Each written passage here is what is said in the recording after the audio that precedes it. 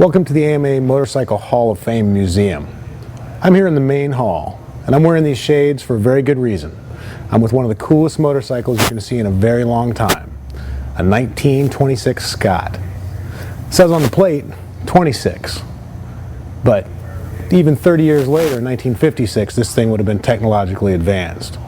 It's extremely unique for two reasons. One, it's old history, and two, it's modern history. Both are super cool. Let's take a look at them.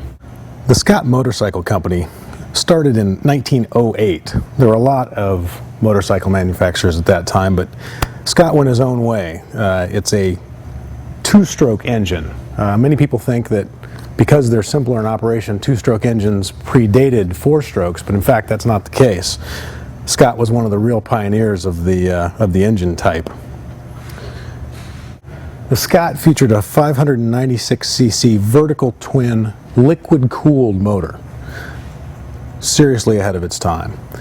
The liquid cooling in particular was unique because it had no pump. It used a thermo-siphoning system that worked passively with hot water rising up to the radiator and coming back down of its own.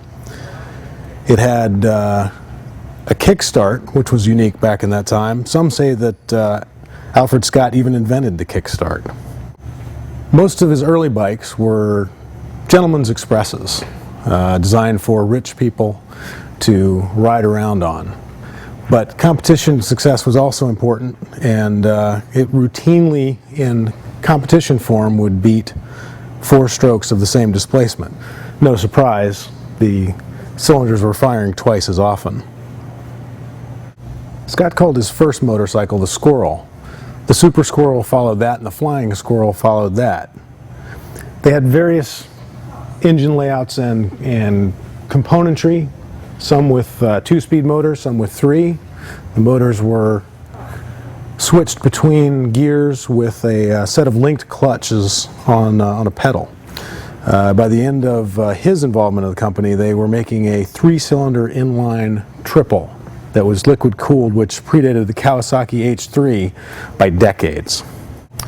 Pretty impressive history, but that's only the start with this particular machine. The modern history of this bike is even more amazing, and it starts with a guy by the name of Kenny Howard. Now, you might not have heard of him, but you've probably heard of his nom de pinstripe plume, Von Dutch. When it comes to this bike, the Von Dutch history starts right here. This is Von Dutch's signature flying eyeball.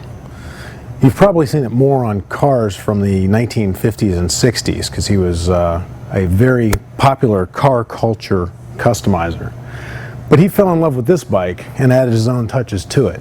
He's said to have personally restored it, and all of the pinstriping and all of the markings on it were hand done by Von Dutch. So we've got a bike that's the 1926 equivalent of a GSXR 1000. We've got a guy who rebuilt it and painted it, who was an icon of his day. Couldn't get any cooler, could it? Well, yes it could, and that's really why I'm wearing the shades. Person who owned this bike last, Steve McQueen. Doesn't get much cooler than that. Said to be one of his favorites. After his death, his estate sold it to a guy named Tony Sorensen, the same guy who revived the Von Dutch name. He's the guy that owns it now. He's the guy that loaned it to the museum here. It's just one of the bikes that we have on display. You might want to stop by, check them all out.